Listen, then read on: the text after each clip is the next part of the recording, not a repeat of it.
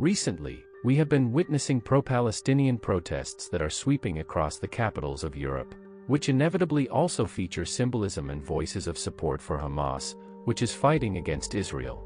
On the one hand, it legitimately points out the criminal nature of some Israeli actions, but on the other it ignores the openly terrorist nature of Hamas. Therefore, today we will look at what Hamas actually is, how it built its political position and where the votes of support for this organization come from.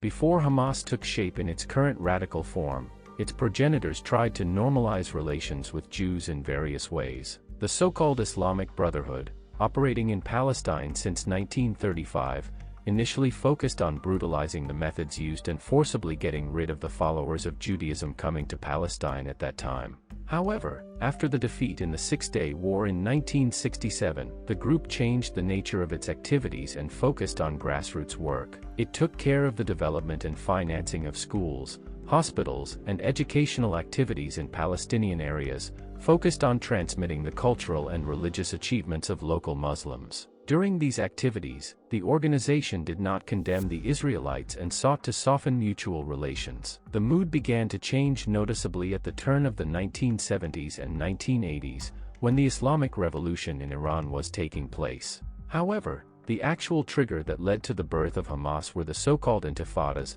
i.e. armed uprisings in the areas of the Palestinian National Authority in the years 1987 to 2004, which were directed against the Israeli authorities, but were also marked by clashes between individual national liberation movements. This was due to ideological differences between them. While, for example, the Palestine Liberation Organization was secular in nature and sought to create a state of that nature, Hamas, formed during the outbreak of the Intifadas, was a fundamentalist organization with a strong religious character that wanted to introduce Sharia law. From the very beginning of its existence, Hamas has not refrained from using terror or exploiting civilians. Of course, some of his activity was focused against the Israeli army, as exemplified by attacks such as the one on October 11, 1991, in which a Hamas bomber drove a car into a group of Israeli soldiers, killing 2 and injuring 11 of them. However, they also committed acts such as blowing up a bus in Afila in 1994. Then, 9 civilians lost their lives and 51 were injured.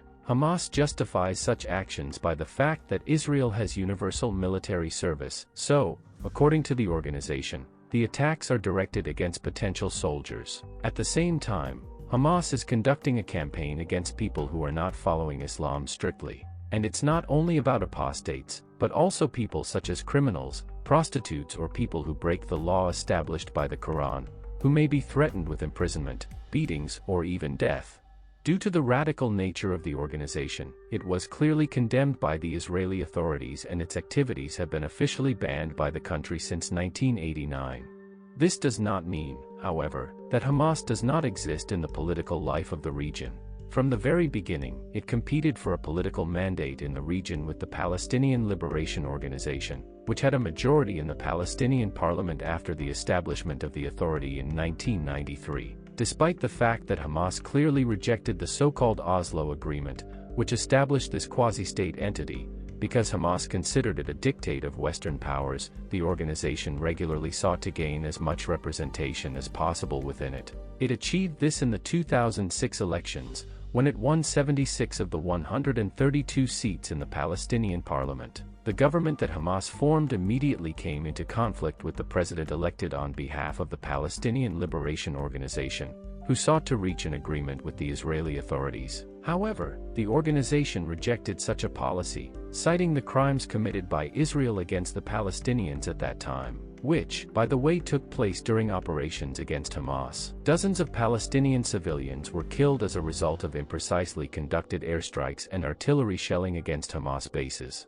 This, combined with the aggressive policy of taking over Palestinian territories by the expanding Jewish districts, helped Hamas legitimize its radical actions in the eyes of some Palestinians and gain the sympathy of the population. It is worth noting, however, that taking advantage of the increase in negative moods, Hamas also carried out political and legal reforms in the spirit of Sharia law. They introduced, among other things, punishments of flogging, cutting off hands or hanging, gender segregation in public places and dress codes typical of radical Islam, basing them on the guidelines of the Quran. These changes were met with widespread disapproval from the Western world and Israel itself, which has since then pursued a drastic policy of combating the organization, which again harms the civilian population of the region. The methods used by Israel include periodically cutting off electricity or water to Palestinian territories, suspending international transport within the Palestinian National Authority, and occasional brutal pacification actions.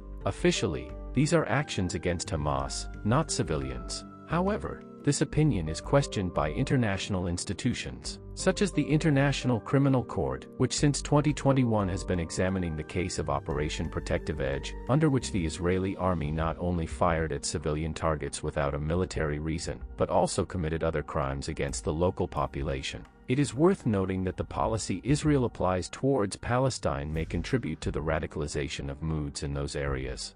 It is worth mentioning that in recent years other local organizations have also come to the side of Hamas, including the already mentioned Palestinian Liberation Organization, which in 2011 signed a cooperation agreement with the organization, based on ideas such as the reconstruction of the Palestinian state on areas from 1967 or bringing to the country Palestinian refugees driven out of the country by subsequent conflicts with Israel. All this allows us to understand where the support for this organization comes from in the Arab world and among many Muslim migrants in Europe who may view it as an organization fighting for a just cause. The Arab world feels betrayed by the West, which not only did not give Palestine the promised independence, but also installed Israel in that area, which then persecuted the local Muslim population. In addition, we also have the geopolitical aspect of the conflict, in which there is a clash between the powers of the East and the West, following the example of the Cold War conflicts of the previous century. That is why countries such as Iran and Russia support Hamas terrorists in a more or less open way and try to convince the world of the righteousness of their cause. However,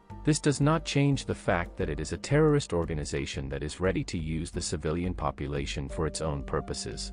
Hamas does not pursue Palestinian political goals but their own. He wants to not only drive Israel out of its current territories, but also build a theocratic dictatorship there, following the example of nations such as Iran or organizations like ISIS. We can also mention the words of one of the founders of Hamas, Mahmoud al-Zahar: "The entire planet will be under our law. There will be no more Jews or Christian traitors." Considering this, the tone of the numerous marches in support of Palestine taking place across Europe may be puzzling. It is possible to hear voices saying that these are not rallies in support of terrorism, but rather a manifestation of opposition to Israel's violence. Unfortunately, even if some of their participants or people expressing support for them online understand them this way, it is worth noting that, for example, pro-Palestinian rallies in London, which attract thousands of participants, are organized by the fundamentalist organization Hizb ut-Tahrir, which explicitly calls for the reconstruction of the caliphate. Al-Qaeda and Islamic State flags may be flown at protests in Hamburg, Germany, and openly anti-Semitic attitudes can be found in those protests.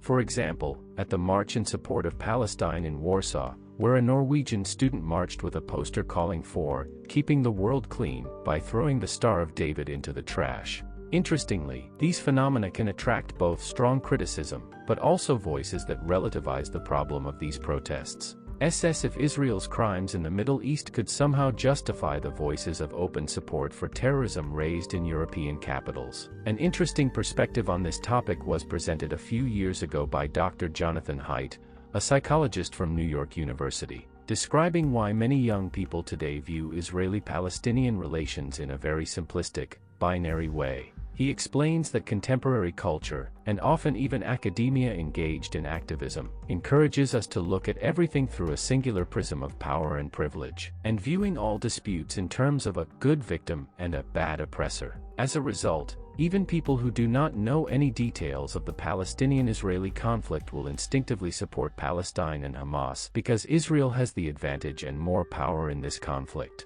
This is further intensified by the need, especially on the internet, to take a strong position on every possible topic. This often results in us blindly justifying one of the sides because, for example, it better fits our prejudices, or depending on which unpleasant images reach us first, whether it will be photos of Palestinians cut off from basic needs or dying in Israeli airstrikes, or videos of Israeli civilians being beheaded by Hamas. It is worth saying, however, that a clear assessment of this conflict is extremely difficult. Not only issues such as the historical or cultural context play a role here, but also the geopolitical interests of the great powers in the region and the fact that both sides have repeatedly committed numerous crimes against each other over the last 80 years or failed to keep the provisions of the treaties. Importantly, in such a situation there is no clear way out of the conflict, because the dispute is not only about the current state of affairs, but also about the need for compensation or even revenge for the wrongs accumulated over decades. If you found this video interesting, please share it and help reaching more audience with its message. If you don't want to miss any further episodes, subscribe and allow notifications.